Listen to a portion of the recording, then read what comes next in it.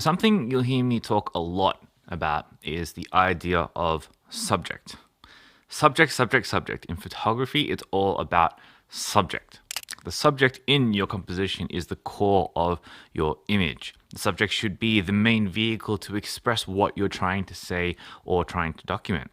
And without a strong subject, you aren't visually communicating in a way that's the most effective to the viewer.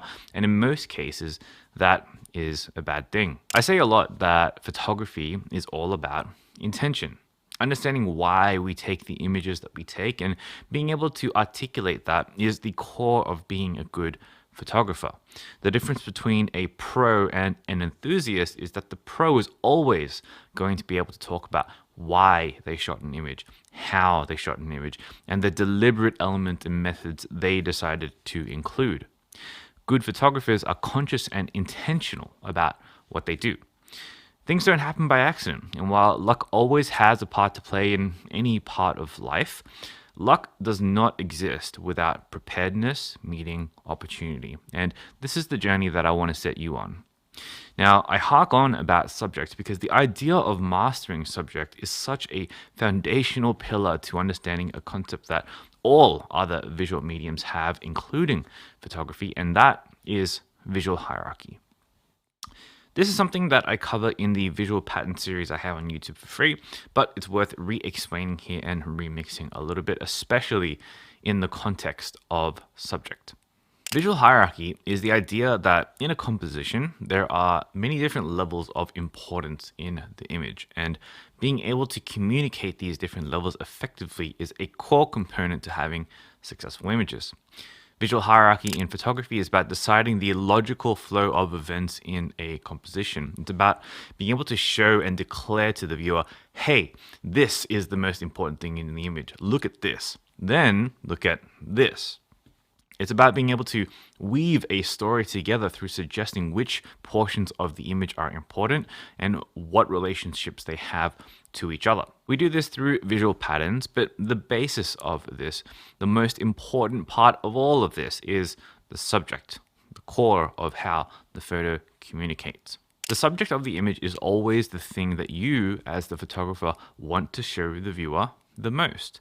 It's usually the element with the highest amount of visual interest. It's usually the element that stands out the most.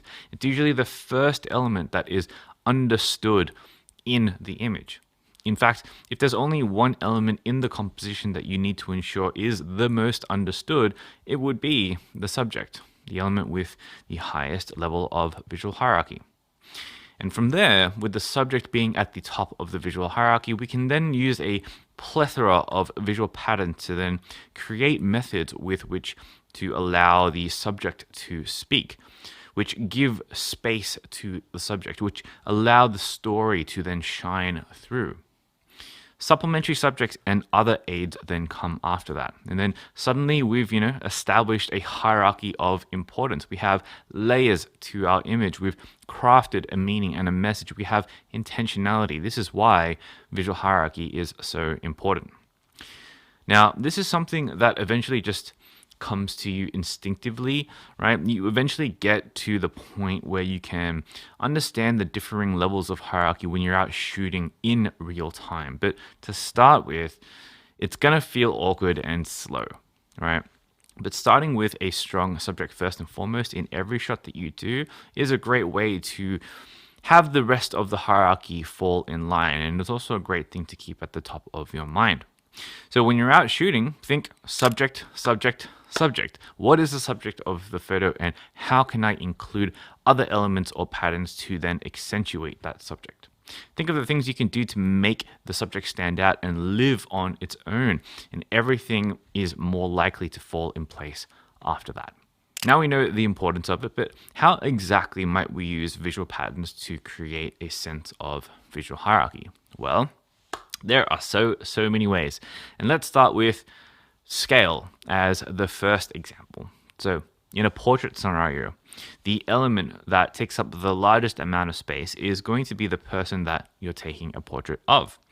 And in many ways, the smaller the person in the frame, the less important they may seem, and the more important the context surrounding them seems. And of course, this is all depending on the composition, but the inverse is true as well. The larger the eyes and the face are relative to the rest of the image, and the more the person is, the highest, most important part of that image. By controlling how large the person is in a portrait image, we're able to convey the balance of importance between person and environment. All right, let's do another one. Negative space. One of my favorite ways to create visual hierarchy. In this method, we're deliberately creating empty space so that the subject or the positive space can breathe and speak. The more you use negative space, the faster your brain can then, as a viewer, sort out the information, sort out the important stuff from the unimportant stuff in the image, and the faster the brain can then parse what is going on in the image and understand it. Take a look at this example here of this person shot in snow. There's really nothing going on here except for the person dead center of this image. The rest is either snow or cloudy sky, and while there might be, a little bit of exposure details here and there, these areas are largely negative space, where the positive space is very obviously the person in the middle. And this strong use of negative space allows your eyes to be immediately drawn to the person and understand what is going on in this image, and allows space for a story to be told here. All right, let's do another one. Frames. So frames are perhaps one of the most obvious and literal ways to create a sense of visual hierarchy. When framing a subject, you're literally encapsulating the subject within other elements, which automatically defines hierarchy in your composition. It's saying to the viewer, hey, everything between this box is the most important thing in this image. It's almost like putting a target on your subject and defining that thing with the highest amount of visual importance. And almost every visual pattern out there is able to create some level of visual hierarchy within your image, and it's even better if you use multiple visual patterns and combine them together in order to make your hierarchy even more defined and even easier to understand for the viewer. And that's what it's all about. It's about making images that are easy to understand so that your viewer can interpret it and then be able to define a meaning and a value to it and relate to the stories that you're presenting. Okay, hopefully you've watched at least one or two of the videos on the visual pattern series already. Today's assignment is about teaching you a system that you can use to really start to upskill your vision, and it is extremely simple. Now, the exercise is just to simply take a singular visual pattern, identify a single visual pattern, and spend the entire week with it. Start researching it, understanding it, getting to know it, and try to think about how you might implement it within your own work, and then spend every single day that week getting out there and practicing and seeing that pattern in the real world and only shooting that pattern. The idea is to shoot absolutely every single occurrence of that pattern you're able to see in the real world, even if it's going to be a throwaway photo.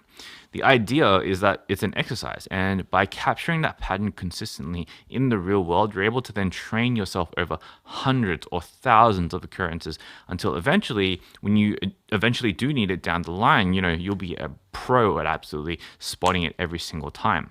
Ideally, you would do this practice one pattern per week at a time, and this is a good starting point. And then you would then rotate through pattern after pattern after pattern, and then maybe even revisiting some patterns sometimes. And after a few dozen weeks, you'll have such a fantastic toolkit when it comes to your vision that you'll be miles ahead of all the other photographers who have started at the same time as you, who have definitely not gone through this practice for themselves.